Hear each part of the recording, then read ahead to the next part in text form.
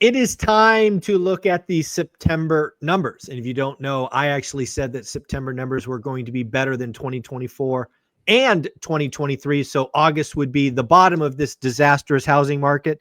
Well, we've got our first sneak peek, and I might be disastrously wrong.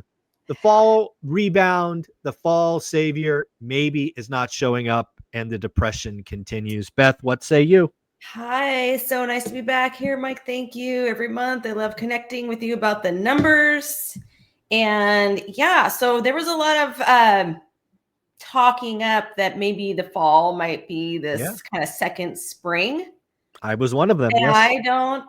I'm not going to lie, I was really looking forward to that.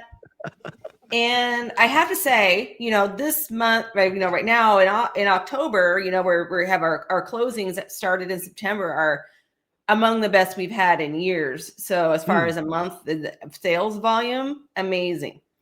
However, has it been our sales prices and sales in general bumping up significantly like a second spring? No, not at all. No. Okay. What it feels to me like, and what I'm seeing out there is it's a little bit better. Yes. Is it better? Yes, it for sure is. Year over year, it's a little bit better. Month over month, definitely better. So we're seeing things picking up from August. Some of that's the seasonality, because August being one of our slowest months besides December, is not surprising in that way. And our summer was very, very slow here in the greater Seattle market that we're in. So, but we are seeing a bit of a pickup, but we're not seeing, so in the Seattle area, how you know if it's a seller's market versus a buyer's market is, are there offer review dates? Right. And are there competitive offers? As soon as it starts to get competitive, agents start putting offer review dates on their listings. Not seeing that. There are certain pockets of certain hot areas where I do see that, but that's definitely the exception and not the rule. I like it. Okay. Yeah. All right. Well, let's get into the numbers, right? We can talk transactions, prices, some other things. What did September look like for the greater Seattle area? Yeah. So sales are up 3.12% year over year. So that's September of 25 to September of 24. Yes. Right? Okay. And in August, it was down 5.3%. So it's an 8% bump. Well, you know what? That feels like I might have got it right. Yeah, that's what I'm saying. Like, it's not a no, it's a kinda, like we're seeing. You agents are never happy. You agents you're not happy. We always want it to be better, and we're always complaining. 13%. You agents. Right? I'm feeling it though. Like, I'm seeing a lot more listings going under contract. I know a lot more of our listings are going under contract. But what I've been seeing is that they're going under contract, and in the sale prices that I track every day, we're seeing that they're going under. The sale prices are coming in now from last month.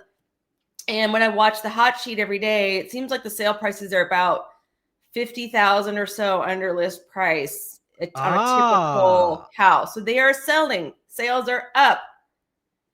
Prices, so buyers still want the bargain, and they're not paying list price.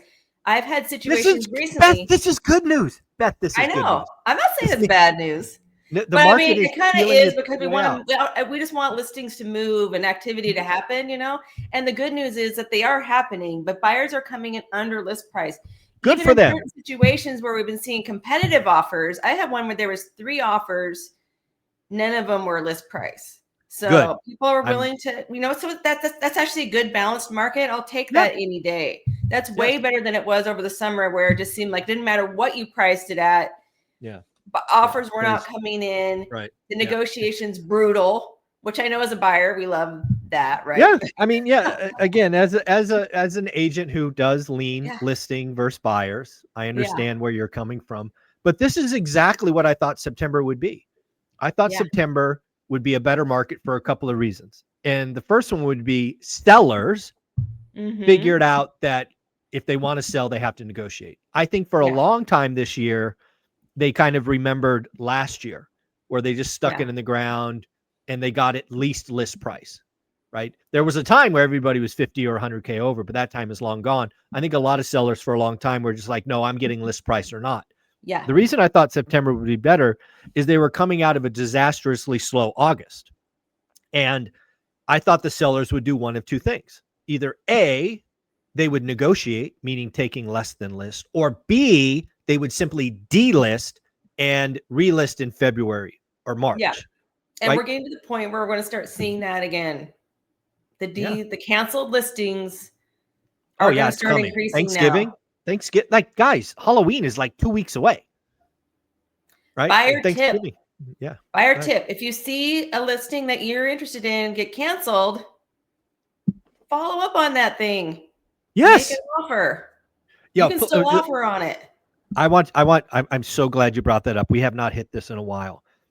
Folks, if you have a buy box and you have the discipline that I have, and there's something you've been tracking and they've had a couple of price drops and it suddenly goes away because of delisting or cancellation, whatever it's flagged, follow up. And oh, by the way, you'll be the only one doing this because everybody else will forget about it.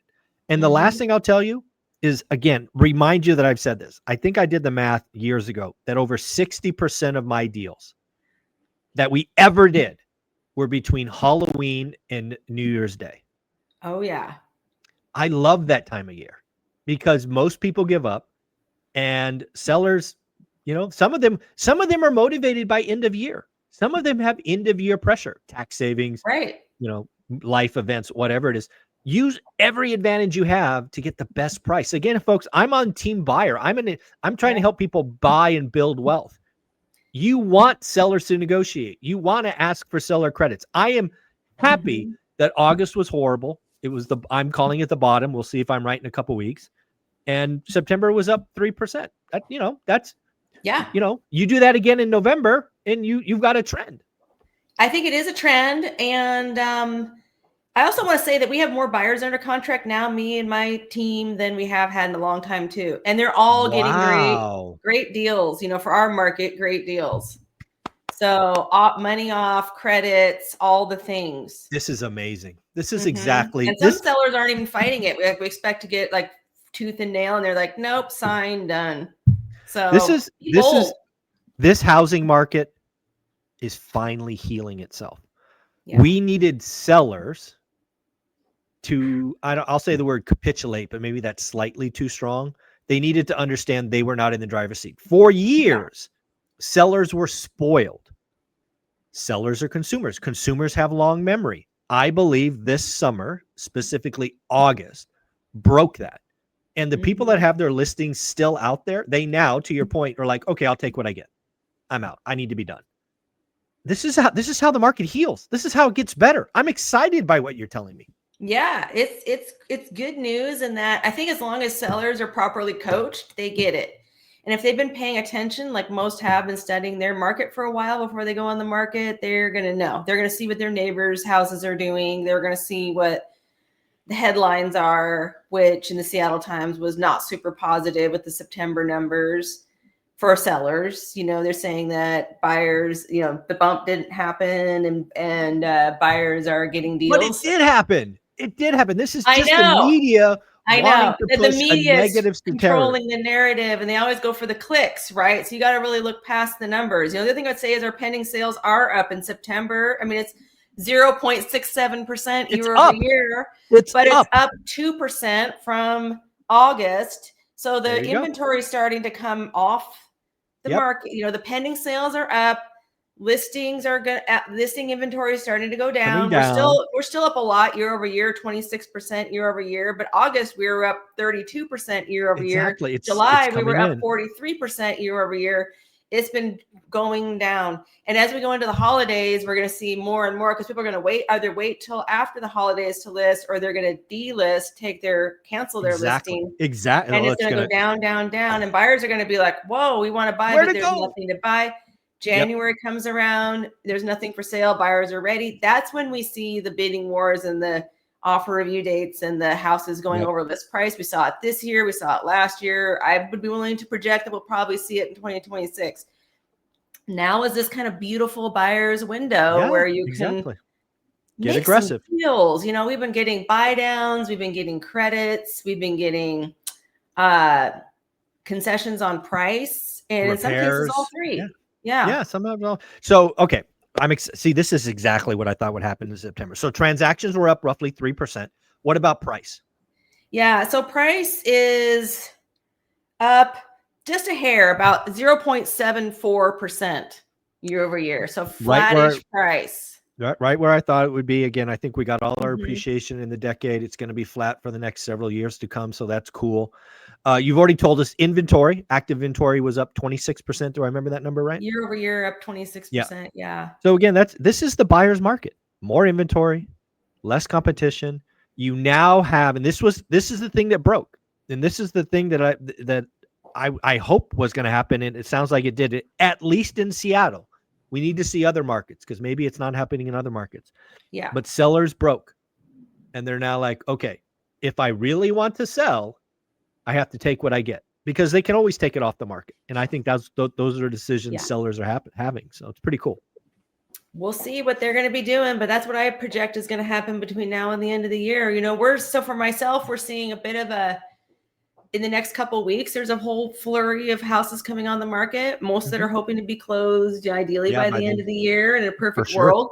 And then the rest are going to be people are calling me now talking about listing next year. Yeah. So there's going to be this little window here, and then we're looking at next year. So folks, really, please track your buy box, track the listings. Don't get discouraged if it comes off. Take advantage of the season, the slow season. Your competition is lazy. Your competition is focused on the holidays. Again, 60% of my deals were between Halloween and New Year's Day. I do that for a reason. And it's my favorite time for buying. That's the best window. Absolutely. Well, Beth, if somebody wanted to reach out to you, or better yet, because again, you only service, one state, but really King County even. If they want to get a referral to another top agent, how would they do that? Yeah, so I'm easy to find on social media, or BethTraversogroup.com on the screen here, or I'm also in that school group for folks that are in there can message me direct, and I do respond to that. So awesome. I appreciate you, Beth. You're amazing. I am so happy. I was a little nervous that my August bottom call would prove to be wrong, but I feel a little bit better now than I did 10 minutes ago. You have an uncanny ability to track things and make the calls that others maybe don't make.